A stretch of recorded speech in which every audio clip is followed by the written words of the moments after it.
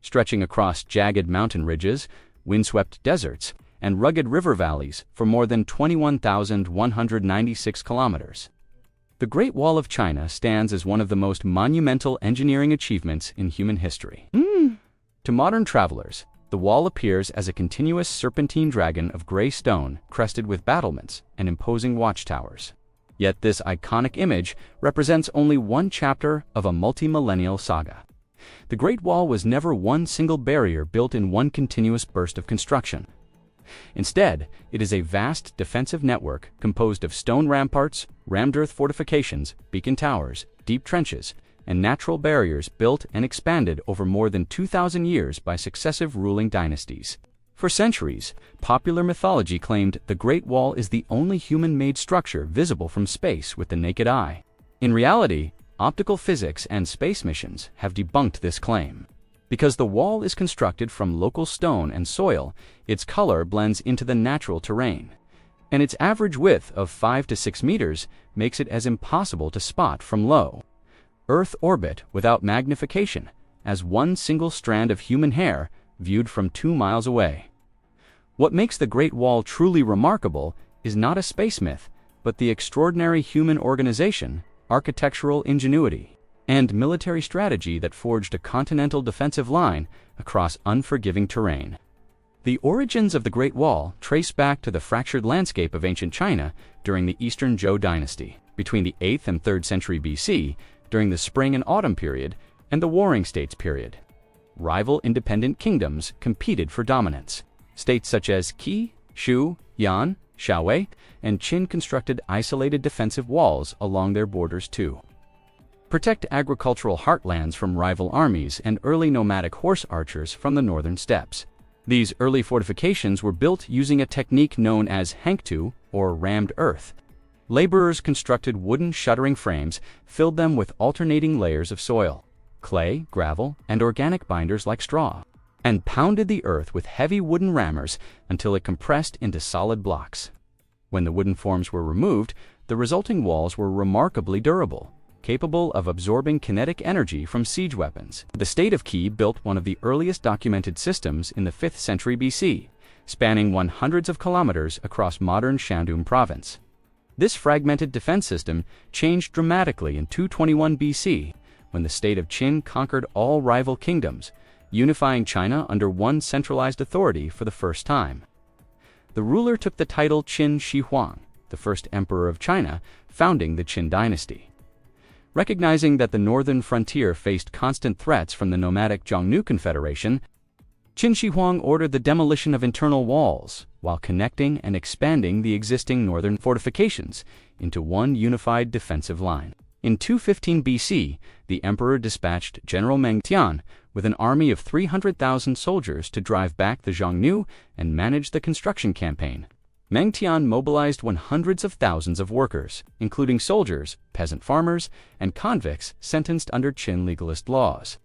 Stretching from Lintao in Gansu province eastward to the Liaodong Peninsula, workers adapted to local geography by stacking dry granite in rocky mountains and compacting gravel and clay in desert basins. Heavy materials were hauled up steep cliffs using pulley systems, wheelbarrows, and baskets on pack animals. The human toll was severe, as 10,000 south of workers died from exhaustion, malnutrition, and harsh weather, inspiring the somber nickname, the Long Graveyard. This collective suffering is immortalized in the legend of Meng Xiongnu, whose husband died during construction. Her weeping reportedly caused a 400-kilometer section of the wall to collapse, revealing the bones of conscripted laborers. The strain of these massive projects contributed to widespread rebellions, causing the Qin Dynasty to collapse in 26 BC. The succeeding Han Dynasty initially sought peace by sending tribute to Xiongnu chieftains. However, persistent raids prompted the 7th ruler, Emperor Wu of Han, to launch major military offensives. Starting in 141 BC, Emperor Wu extended the Great Wall 1,000 kilometers westward through the Hexi Corridor to the edge of the Lopner Desert in Xinjiang. Building in hyperarid deserts required innovative techniques.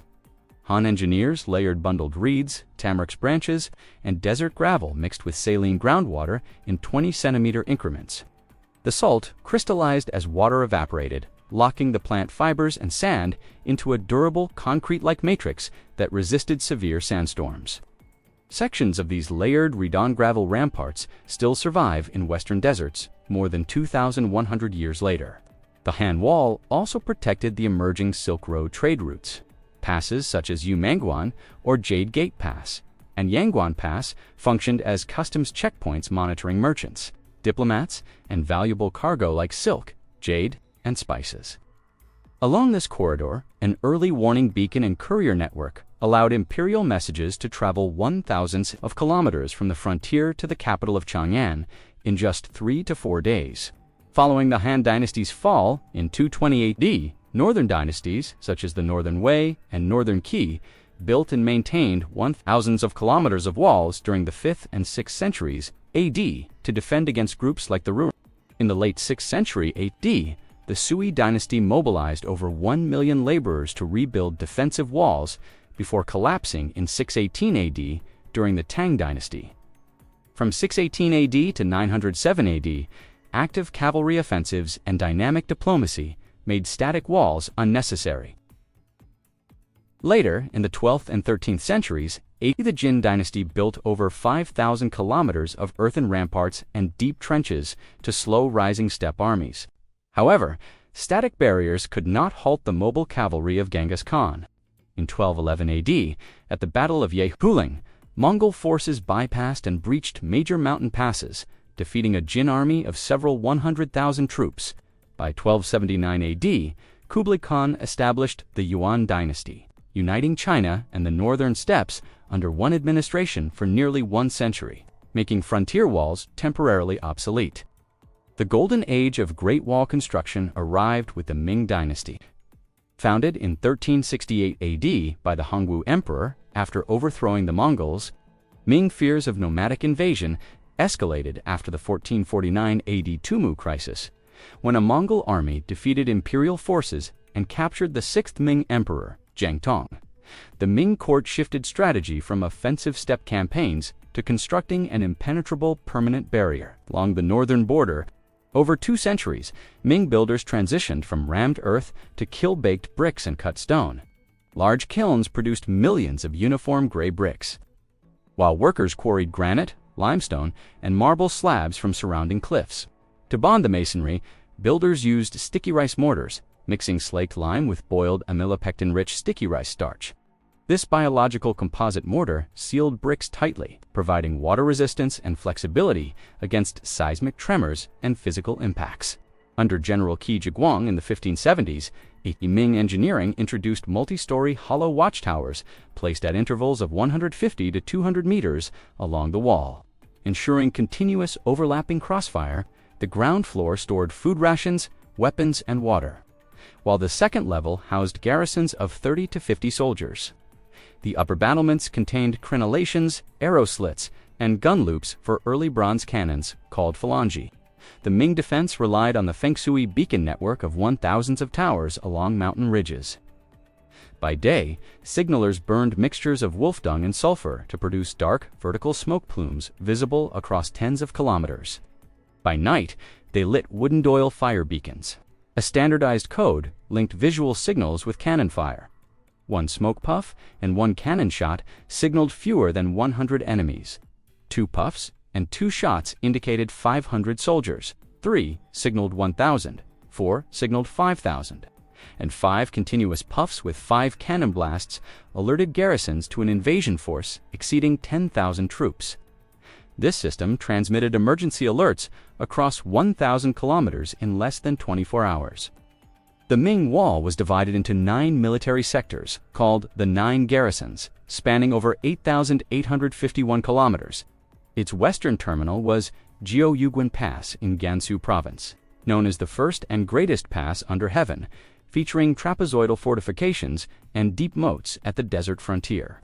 In the east, Shanhaiguan Pass, named the first pass under heaven, guarded the strategic corridor between the Yan Mountains and the Bahai Sea, where the wall extends into the ocean at the Old Dragon's Head Bastion. Despite its strength, the Ming Wall fell in 1644 AD due to internal collapse. When rebel leader Li Zikang seized Beijing, Ming General Wu Songui chose to ally with Manchu forces and opened the gates of Shanhaiguan Pass. The Manchu army marched through unobstructed, establishing the Qin Dynasty, which ruled from 1644 AD to 1912 AD. Under Qing rule, China and the Northern Territories were united under one crown, ending the frontier's military purpose. In the late 17th century AD, Emperor Kangxi halted maintenance on the wall, arguing that good governance and virtue provided stronger defense than stone fortifications. Over the next 2 centuries, portions of the wall deteriorated from weathering, desertification, and the removal of bricks for local construction. In the 20th century AD, the Great Wall was revitalized as a symbol of national heritage. The Chinese government launched major restoration efforts during the 1980s AD, repairing sections like Badaling, Mutianyu, and Simitai. In 1987 AD, the Great Wall was designated a UNESCO World Heritage Site. Modern archaeological surveys in the 21st century AD, including a comprehensive 2012 AD study utilizing satellite imaging and aerial mapping, determined that all wall sections, trenches, and natural defenses across all dynasties totaled 21,196 kilometers in length. Today, the Great Wall of China stands as a global monument to human endurance, civil engineering, and strategic adaptation, spanning from the Gobi Desert to the Pacific coast. It remains one of history's most extraordinary architectural achievements, reflecting over 2 millennia of imperial ambition, defense, and labor.